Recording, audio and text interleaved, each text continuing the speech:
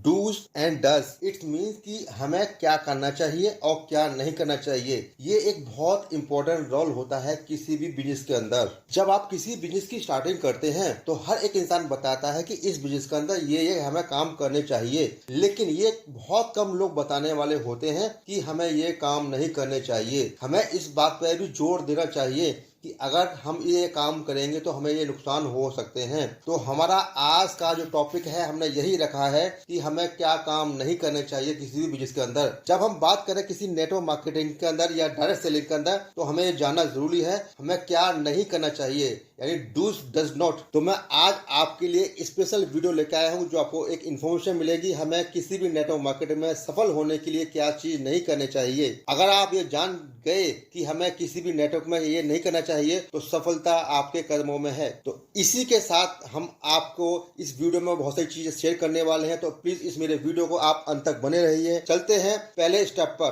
तो दोस्तों सबसे पहले जब हम किसी भी नेटवर्क मार्केटिंग बिजनेस में हम आते हैं तो हमारे को प्लान को प्रेजेंट करना होता है, लेकिन हमें ध्यान रखना जरूरी होता है कि हमें किसी प्लान को किस जगह देना चाहिए। ऐसा नहीं कि आपने किसी से बात करी, 1 to 1 बात करी और जहां तहां आपने प्लान देना शुरू कर दिया, उसमें आपको कामयाबी ही मिलेगी।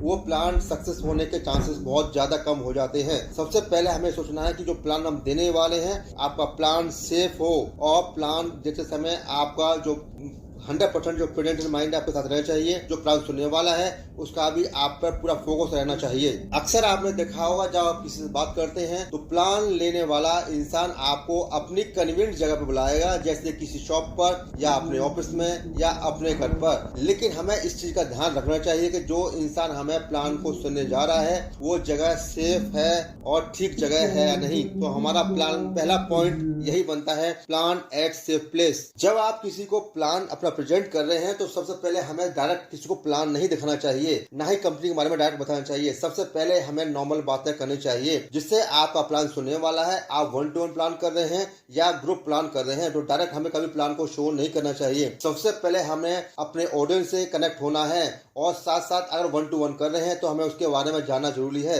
जिससे एक फैमिली एटमोस्फेयर बन जाता है और हमारे से वो कनेक्ट हो जाता है। फ्रेंडली वर्किंग करते हैं, आपने देखा होगा जब फ्रेंडली वर्किंग करते हैं तो वो भी आराम से हमारे क्वेश्चन पूछ सकता है, कुछ चीज डाउट है वो क्वेरीज कर सकता है। क्योंकि प्लान हमारा ऐसा होना चाहिए जो उसको 100% उसके माइंड में सेट हो जाए। क्योंकि किसी भी प्लान मार्केटिंग प्लान के अंदर पहला 90% रोल यही रहता है कि हमें उस बंदे से कनेक्ट होना है। उसके बाद 10% जो रोल होता है हमारे को कंपनी का प्रोफाइल बताना चाहिए एंड देन मार्केटिंग प्लान बताना चाहिए, जिससे उसको सारी चीजें समझ में आ जाए और इमीडिएट बेसिस पे वो ज्वाइनिंग के लिए हाँ कर दे। तो आप ये जान पाए सेकंड पार्ट के अंदर कि हमें किस तरह से किसी भी इंसान के साथ कनेक्ट होना है। तो ये मेरा सेकंड पॉइंट है, कनेक्ट फर्स्ट एंड देन। जब हम किसी को कोई चीज डिलीवर करते हैं यानी कि प्लान दे रहे हैं तो हमारे को ये जानना जरूरी है हमें कितनी बातें बताना चाहिए। ऐसा नहीं कि हम उसको सारी बातें बता दें, कि जो नहीं बतानी चाहिए वो बातें भी बता दें। केवल हमें कम से कम डिलीवर करना चाहिए, क्योंकि हर एक इंसान के पास समय की कमी होती है। जब आप किसी को प्लान देने जा रहे हैं, हो सकता है वो बहुत ज्यादा अच्छा बिजनेस करता है, हो सकता है वो जॉब करता हो, तो आपको बहुत ज्यादा समय ना दो। लेकिन आपको ये ध्यान रखना है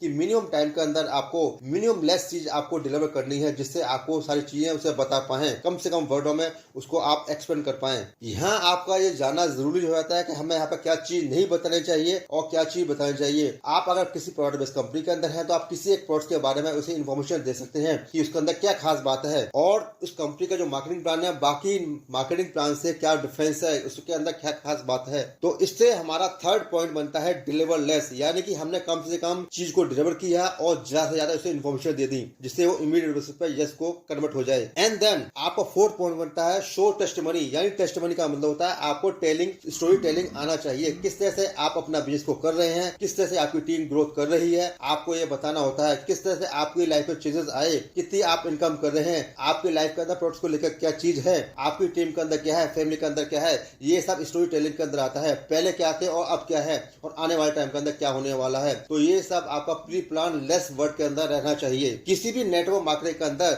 स्टोरी टेलिंग अपने आप में बहुत बड़ी चीज होती है। तो हमारा यही पॉइंट 4 बनता है, show testimony, show story telling. आप यहाँ पे एक चीज को एक्सप्लेन कर सकते हैं कि जब मैं किसी जॉब में करता था या बिजनेस करता था तो उस समय मैं फुल टाइम इनकम में मेरी इनकम 10 से 20 हजार थी, लेकिन आज मैं ऐसे पार्ट टाइम इसे काम कर रहा हूँ तो मैं 1 लाख से ज्यादा कमा पा रहा हूँ। तो यहाँ पे वो समझ पाएगा कि यस, इसके अंदर बहुत ज्यादा पोटेंशियल है। यही चीज आप प्रोडक्ट्स के बारे में बता सकते हैं कि मैं पहले इसको इस्तेमाल करता था, अब मैं इस चीज को यूज करने के बाद में मेरा रिजल्ट ये है। ये सब टेस्टिमनी के अंदर आते हैं। तो माय डियर फ्रेंड्स, अगर आपको ये मेरी वीडियो इंपॉर्टेंट और वैल्यूएबल इन्फॉर्मेशन लग रही है तो मेरे वीडियो को आप शेयर कीजिए, लाइक कीजिए, और आप मेरे चैनल पर हैं तो आप सब्सक्राइब कीजिए। एंड देन मेरा 5th पॉइंट है, नो आर्गुमेंट एट ऑल, यानी कि हमें कभी किसी से भी आर्गुमेंट नहीं करनी चाहिए। अगर कोई इंसान नेगेटिव बात करता है तो उसको नेगेटिव में कन्वर्ट करके पॉजिटिव में बातें करनी चाहिए, क्योंकि आर्गुमेंट से कोई रिजल्ट नहीं आता। जब आप किसी से आर्गुमेंट करते हैं तो उसका जो रिजल्ट आता है हमेशा 0 ही होता है, और हमें 0 रिजल्ट नहीं चाहिए, हमें हमेशा पॉजिटिव रिजल्ट चाहिए। तो अब उसके लिए हमें क्या है, पॉजिटिव बातें करनी होगी,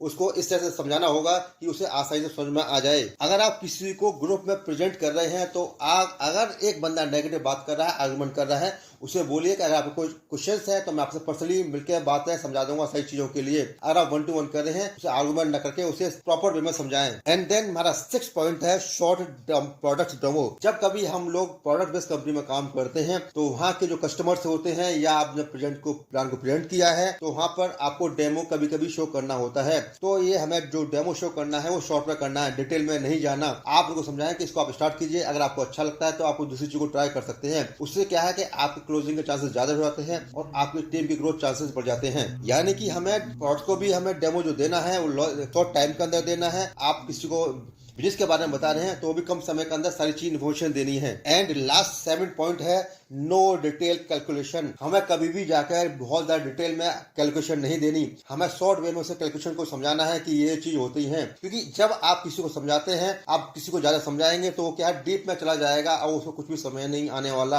आप उसे लेस होकर समझाएं, कम से कम चीज समझाएं, डिटेल में जाके उसे इंपॉर्टेंट चीज बताएं कि ये चीज होने वाली है, उससे जिससे डिसीजन लेने में हेल्प मिलती है उसे। और जब आप वो काम करेगा साथ में तो बाकी चीज धीरे सारी चीज समझ में आ जाती है। इसको मैं आपको एक एग्जाम्पल के द्वारा समझाता हूँ कि आप किसी बच्चे का एडमिशन स्कूल में कराते हैं और उससे बोलते हैं कि बेटा आने वाले टाइम के अंदर आपको इतनी सारी किताबें पढ़नी पड़ेंगी, आप आज से पढ़ना शुरू कर दो।